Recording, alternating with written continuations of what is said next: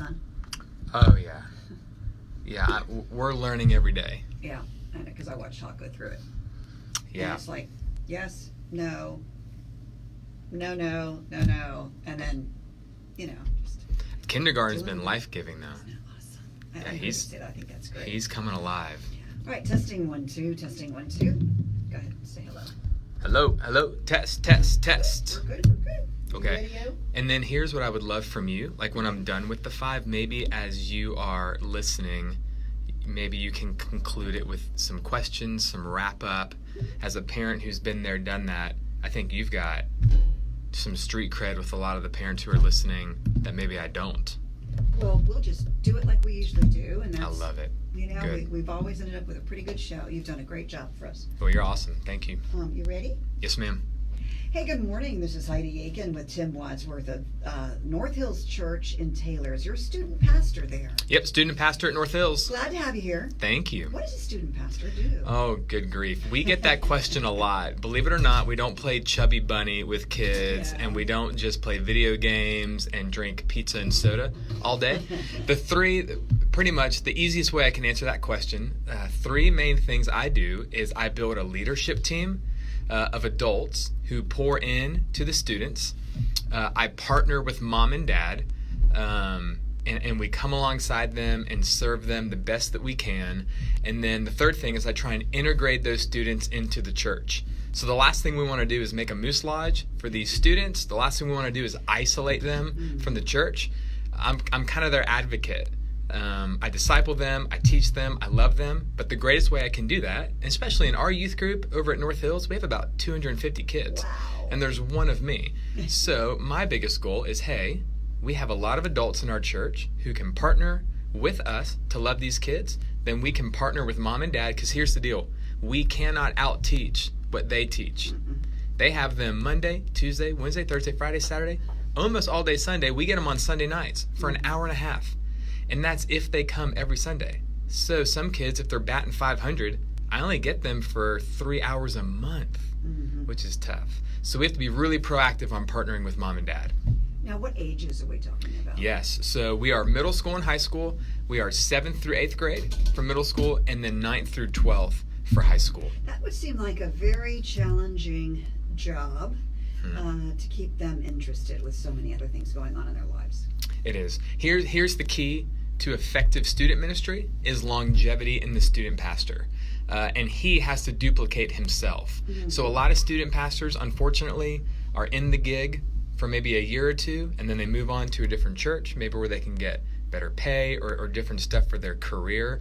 A lot of them don't look at it as a career, and they don't look at it to stay in one place for the long haul. I've been at North Hills now almost 9 years.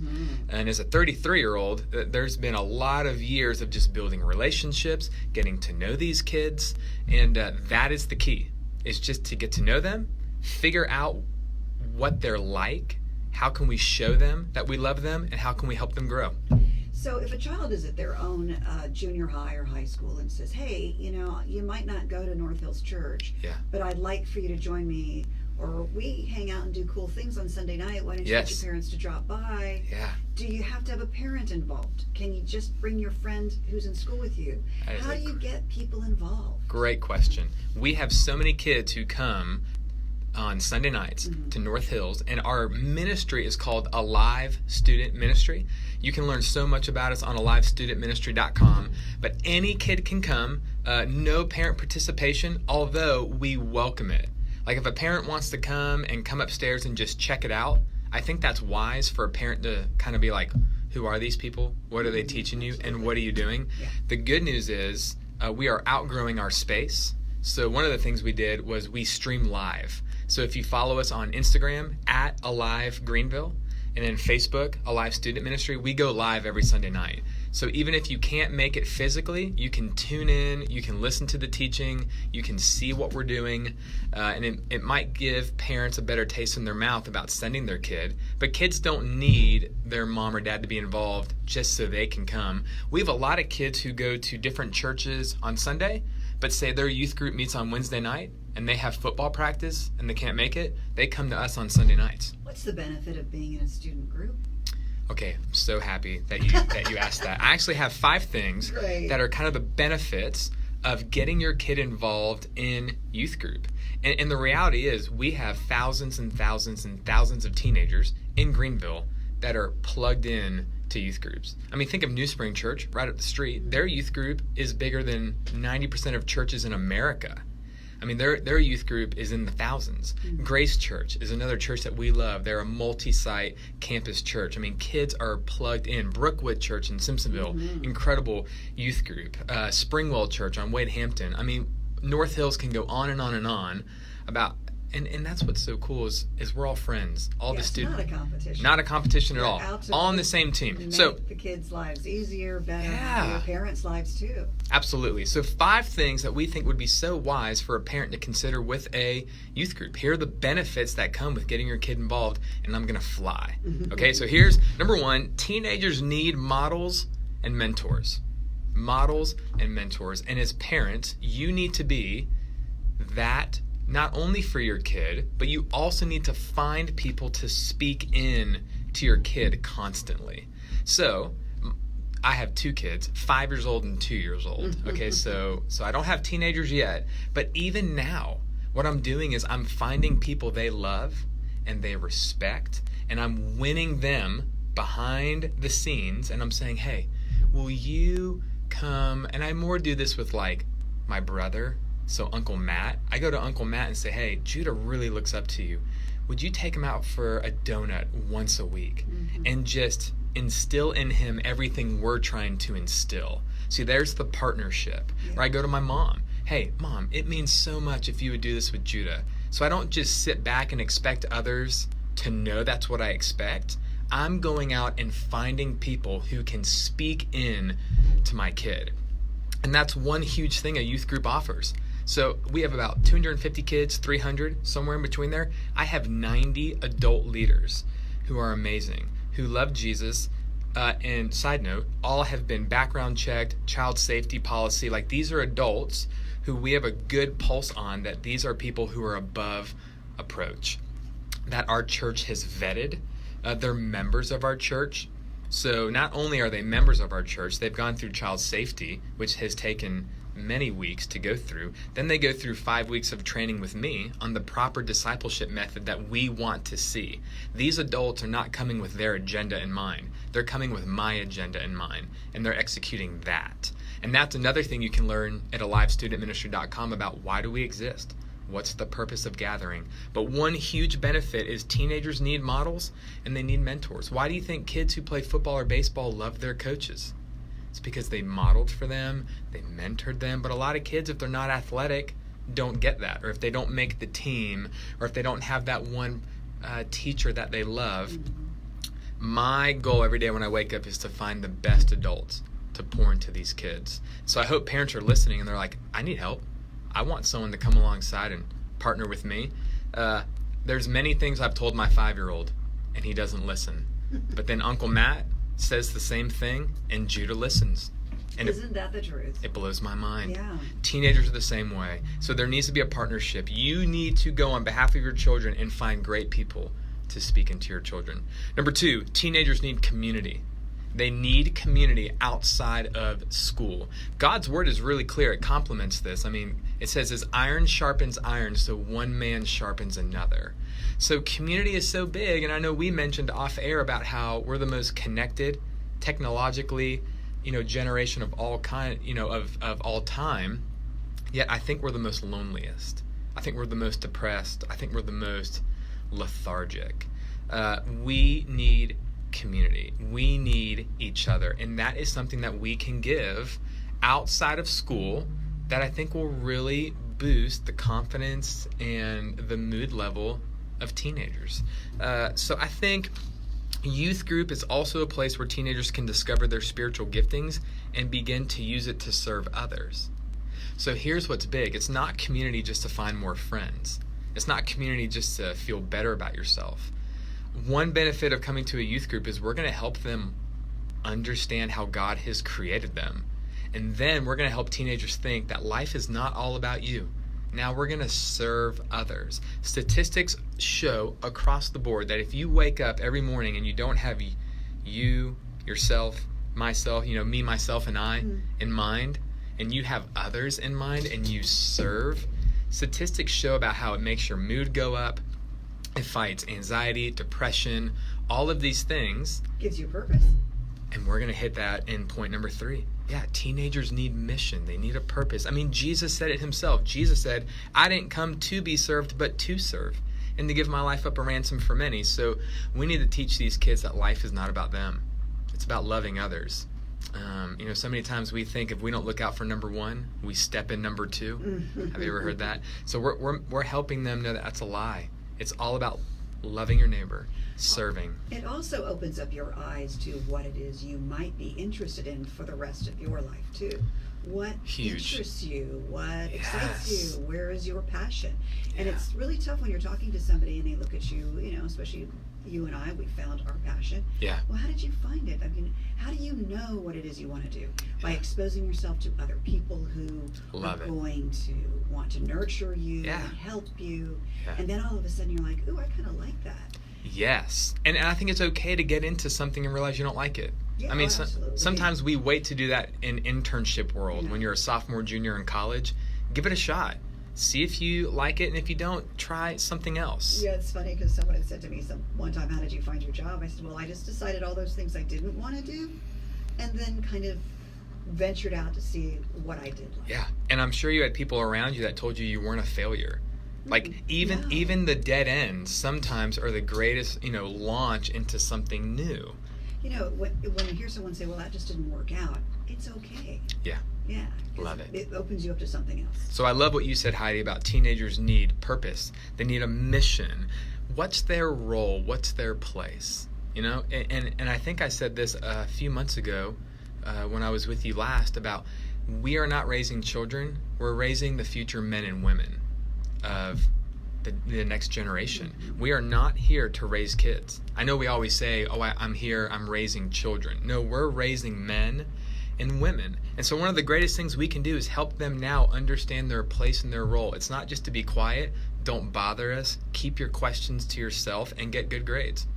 And leave me alone after 6 p.m. Once you eat dinner, it's my time. No, we need to help them understand they were made with purpose and that they can thrive now and not when they're 25 or 26. And that's why you're having to teach, as a good parent, you're having to teach so many different kinds of things. Yes. Because you're preparing them literally for what's going on. They might not understand that as a teen because they have so many of, as you point out, the things beyond the eye.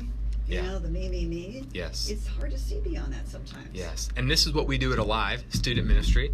And I wrote this so I could get it right.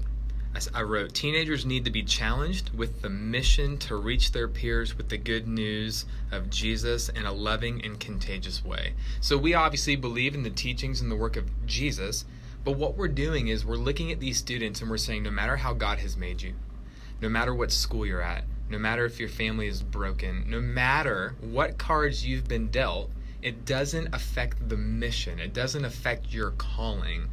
What we're trying to tell them is we believe the Bible is truth. This is your mission despite what is going on here on planet Earth. So when they wake up in the morning, they know their mission. They know their calling. They kind of know their role. And we're hoping that doesn't help them feel lost. Hope that they don't feel like they're wandering. They're looking up to the sky and screaming out to the universe. We're trying to help them understand, and it goes back to teenagers needing community. We're helping them understand life is not about you. Your mission and purpose is to love others well, to serve others, and to glorify God. That just seems like such a handful.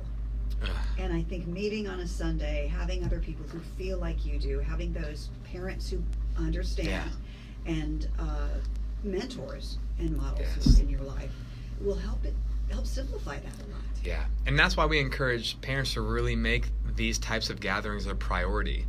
It's interesting to see where parents are always killing themselves to make a drama class or football practice or all these other things, but sometimes youth group gets thrown to the back seat.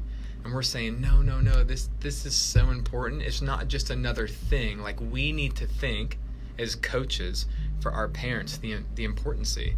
Another thing we think is really big, and this is my fourth mark, is teenagers need theology. So I know that's going to be theology, what? what are you talking about? This is one of the huge staples in our youth group of why we gather. Ephesians chapter 4, and God's word says, then we will no longer be immature like children. We won't be tossed and blown about by every wind of new teaching. We will not be influenced when people try to trick us with lies so clever that they sound like truth. Mm-hmm. So what we're doing is, what we want to do is, have you ever met kind of a 14-year-old and you could tell them something's blue when it's really orange, but they'll just believe you? Yeah. What we're trying to do is to get them to think for themselves, to not be closed-minded, almost in a way to be open-minded, but to be open-minded in a mature way. And aware. Right, yeah. And to have discernment. And it's okay if you always don't agree with somebody. Yeah. Because sometimes you have to ask questions. Yeah, and I think that's something that I think we're going to see come back with a vengeance, even in 2019, going into 2020, that it's okay to disagree. Just because I disagree with you, it doesn't mean I hate you or I think you're an awful person. Do you know, that's the funny thing about politics, and I was always wondering growing up, what is politics? Yeah. And that is just, you can disagree about certain things, but you're polite, you're understanding, you listen, and then you can, as they say, agree to disagree. But at least you're being respectful of someone else's opinions.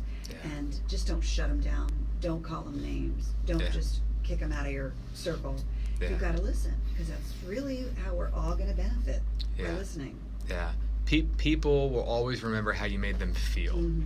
And so, there's a certain theology we stick to that's from God's word, but let's say we have a student who comes and they're just trying to figure out their theology. If they don't believe what we believe, we don't excommunicate them and send them out. No, we welcome it. I think our goal is to help them realize that you're not sheep without a shepherd. We want to shepherd them, but we want them to start thinking for themselves, to understand how to read God's word on their own. And not just rely on the youth pastor to do that, because the stats are huge of kids who are very much involved in youth group, then they go off to college, and then they don't get involved in church. So what we're trying to do as a youth group, and that's the 3 pillars: get them mentors and leaders who love them, connect with mom and dad, because here's the deal, in 40 years, I'm not going to be at these kids' Thanksgiving table. Do you know who will? Mom and dad, the Uncle Matthew, those people. So my job is to pour into them, because in 40 years they're going to still be relevant in that now adult's life, and I won't. And then I think the partnering with parents, the connecting them, but then I think helping them get involved into the church is huge. So then when they graduate from our program and they go into college, they still feel like they're a part of North Hills, and not just a part of a live student ministry. They were owners and not renters. Mm-hmm. And a lot of kids come and they rent their youth group, and then when it's done, they graduate and there's no ownership there. So we're trying to get them to be owners. The greatest way to own is to serve, which I love. Last point, teenagers need a safe place to confess and confide. That is something that our youth group will offer 100%. And I don't say a safe place like what we're trying to give university kids. Not like that type of safe place. We're trying to give them a safe place where they can come and they can talk, and we'll listen. We won't judge. We won't get angry at them. We want to listen, and we want to love them. We want to coach them. So many times I was afraid to go to certain teachers, or maybe my mom or dad, to confide in them or confess something, because I was afraid that they were going to get mad at me or yell at me. And sometimes that's appropriate. Sometimes kids need that. They'll wake up. But so many times I would confide and confess in the wrong people or in the wrong group. There's no better place to do that than a youth group with adults who love them, have their best interests in mind, and we're partnering with mom and dad. A lot of times kids confess and confide in the internet, a group chat, a friend group, where we call that the blind leading the blind. As a parent, you want to get your kid in a youth group to do these 5 things. They need models and they need mentors. They need community. Teenagers need a mission. They need to know their purpose. Teenagers need good theology. And then to wrap it up, you need to give your kids a place that they can confess and confide. And then the leader's job is to kind of back-ended let mom and dad know just what they need to know.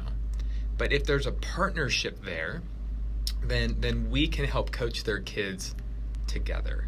And so those are 5 things. I mean, and the list could go on and on and on. Those were just the 5 things that I think every parent, even if you're listening to this and you're like, no way, my kid's not going to a youth group, and maybe you have your bucket list of reasons why, well, I would say these are still things that you need to be doing as their parent and as their coach. Okay, well, who's a model and mentor that you love and respect? Maybe that's outside the church. Maybe it's a coworker that you know could really influence your kid and help you. Okay, as parents, we need to be finding those people. So, little homework for all of us today. Who are people we can be looking to or looking towards that we could partner with, and that could even work in a business relationship. I mean, this practice can be on and on and on, even outside of maybe when we're done parenting. I mean, we're never done parenting. But this could even be a practice that can spill over into so many other things that we can do. Help them find their community. Help them find their community. Where do they belong? No matter what age you are, everyone wants to belong, right? That's what's interesting, because I think there's some teens who probably think, oh, my parents have it figured out, or my neighbors, or look at that guy over there driving that nice car, living in that great house. He's got it all figured out. But it's not like that. And you don't really get there by yourself. And it's okay to ask for help, or to admit that there's a shortcoming, or you're scared, or you're worried. But confiding in the right people is really what's going to make the difference. And sometimes, why is it, Tim? And we're talking about Tim Wadsworth of North Hills Church in Taylor's. He's student pastor there. Why is it that we're afraid to talk to our parents? You know, it's the people who love you the most and understand you. Parents have to understand that when a child does come to you with something, that you don't yell and scream. Maybe they do. The kid does deserve to be straightened out, but that's the time that you need to sit back and really listen and give them some grace. I love that. Here's what I'm learning. I can just speak from experience, and I think this would maybe be good food for thought for parents. I think we need to learn how to respond and not react. So there's a huge difference. I think whatever your child comes and shares with you, if you freak out on the inside. Stay cool, calm, and collective, and you need to coach yourself and be ready to learn how to respond. Sometimes the greatest thing I can do for a teenager, if they share something that I think is going to be life-altering for them, or if I think they've ruined their lives, like, I don't look at them and go, are you kidding me? Are you a moron? Like, do you realize the ramifications? And do you know, I see it a lot. And I've done it myself. And you look back and you think, I just wish I'd kept my mouth shut so that they would have talked more. Or I wish I could tell my, the person I'm watching do this to their child. Just sit back, let the child finish and vent, and then they know that they have somebody that they can go to unload. Well, words are like toothpaste. Have you ever squeezed out toothpaste and then try and put it back in the bottle? It doesn't work. It's impossible. It's kind of like that with our words. So I think what the number one thing we can do is, if a bombshell happens and you don't know how to respond, the greatest response is, hey, thanks for sharing that with me. Like, thanks for the courage to come and tell me that. And then even we'll ask. Work on this together. And don't now. Every kid is different. I know when my dad freaked out, it sometimes helped me realize and I think we just need to ask God to give us that wisdom and how to respond. But I think the greatest thing we can do is to do it lovingly. We don't react. We respond. But those are just some of the pointers you could pick up once your child is involved with youth group, right? And once you become, that model, that mentor. And you work together with folks like Tim Wadsworth at North Hills Church in Taylor's. Contact information. Yes. Okay, so my email address is timw@northhillschurch.com. You can visit our website, www.alivestudentministry.com. We meet on Sunday nights. Our doors open at 6. We do something called dollar dinner from 6:15 to 7. You bring $1 or $2, you're going to get a lot of food. So we try and feed the kids for really, really cheap. And then from 7 to 8:30 is our service. So there'll be a time of welcome, announcements, games, worship music, teaching, and then we break them up into life groups. That's what we call it, where they get to connect with other adult leaders. So your contact information, one more time. timw@northhillschurch.com, and then you can visit our website, alivestudentministry.com. Yay, thank you for joining us. Awesome. We're going to have you back. Different Please. lessons, always learn something, and always enjoy it. Thank you, Tim. Awesome. Thank you. This is Heidi Aiken, and I'll be back next week. There you go.